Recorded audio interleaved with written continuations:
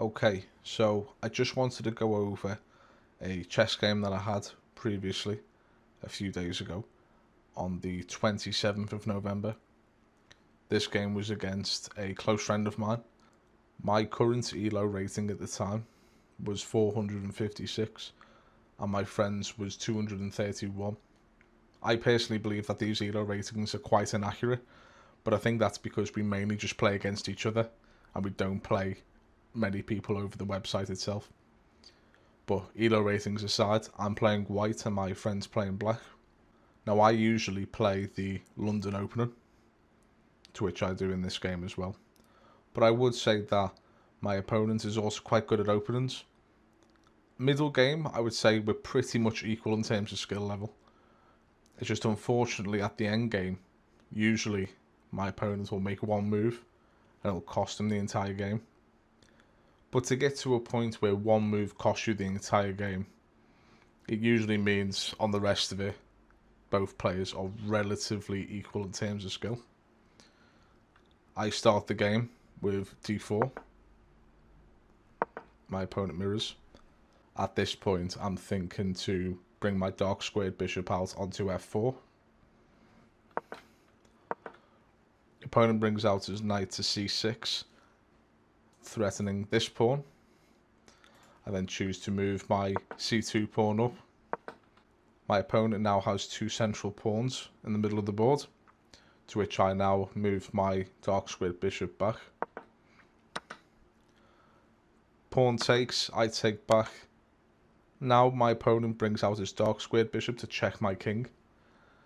Now at this point, I could do knight to c3, which I never actually thought about at the time, but it's probably not a bad move to play. I'm used to taking my knight to d2 to continue with my London system. Or you could play queen to d2, but that would be an extreme blunder because I'm sure my opponent's bishop would have no problem in taking that. I choose to put my knight onto d2, further developing my knight. My opponent then plays his light squared bishop to f5. Now what this does for me in a couple of moves is that it stops my light squared bishop from going on to the d3 square, which is usually where it would go in the London system. I choose to move my e2 pawn up because now I'm thinking light squared bishop to e2 and then knight onto f3. And then after that, castling. Knight comes out on my opponent's side. Light squared bishop goes to e2. Opponent castles. I then bring my knight out onto f3. My opponent then plays the move knight to e4. This move forks my knight and it does fork my bishop. Now I would rather lose a knight than lose a bishop, as a bishop can go on to more diagonals. So what I do is I move my dark squared bishop to h4. Now this also threatens my opponent's queen as well, which he does see. Queen then moves up one square, then I castle. Opponent's knight then goes to c3, forking my queen and my bishop. But, as you may be able to tell already, this is a serious blunder from my opponent's side, as my b2 pawn can simply take, which it does. Opponent takes back with the bishop. I then move my rook out. Opponent's bishop then moves back to a5 to keep on the same diagonal. I then move my knight out to threaten his bishop. At this point, I'm thinking knight to c5, which then will fork an undefended pawn and his queen. Moves his bishop to get out of the way of the threat. I then continue with my plan to c5, forking a undefended pawn and his queen. He sees the queen threat, I easily take the pawn, which now also re-threatens his queen. Unfortunately, he doesn't see that. I take his queen, then he takes with bishop. Now I actually don't mind the move that he done. I did think to myself, well, why didn't he just take with the c7 pawn? But I understand now that it's a smarter move to move his dark squared bishop and capture on d6. Because after he's captured my knight on d6, he can then move his dark squared bishop anywhere. Whereas what I would have done if I was him, I would have probably taken with my c7 pawn in a heartbeat. But at least him capturing with his dark squared bishop and then moving it there on after, he actually avoids a double pawn structure. Just flip the board back. After bishop takes, his knight is then left undefended, which I then take with my rook. Then he moves his rook down to e4. I'm not entirely sure what this move was supposed to entail. I believe he was going after my bishop. But obviously my bishop is defended with my knight. But at this point I did think to myself, I don't want to lose my bishop just yet.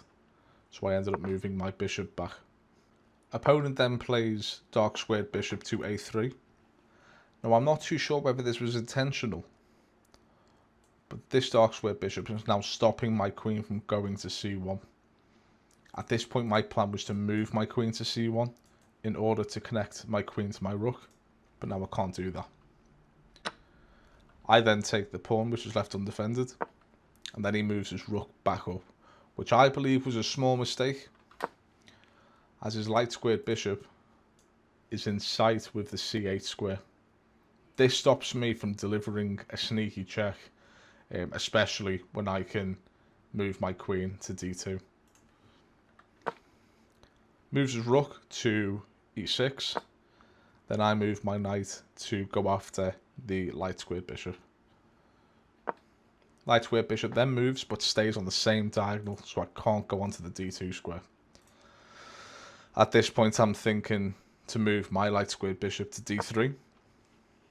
And what this move was supposed to entail was a bishop sacrifice, to where his light squared bishop would take mine and then my queen would take. But my opponent doesn't do that, and instead he moves his dark squared bishop to e7. Now I'm not too sure what the purpose of this move was. Maybe he thought I was going to get short-sighted and instantly take the bishop, but thankfully I did see his rook underneath. I then seized the opportunity to move my queen to d2 as my light squared bishop is blocking his light squared bishop. He then makes the play g5. Now up until this point, I've been relying on the wall of pawns to then hopefully make a checkmate. But now that he's played the move g5, it's now given the king a little gateway to escape any checks. So at this point I'm thinking to myself, right, I need to move my bishop to e5 to then block the g7 square, which I then do, which, keep in mind, does leave my knight hanging, but at this point that was the least of my worries. He then takes my knight with the pawn, and then here I start delivering checks. Rook up to c8, rook takes, queen takes. Now he has to move his dark squared bishop to block the check. But now, when he moves the dark squared bishop to block the check to the d8 square, there's nothing to defend his dark squared bishop. Then he has to move his rook, and there's nothing to defend his rook. And that ended in a checkmate. It was one of the best checkmates that I've done recently, and the game lasted all of 28 moves. And it was just something that I wanted to record and to briefly analyse, so hopefully you can get something out of it too.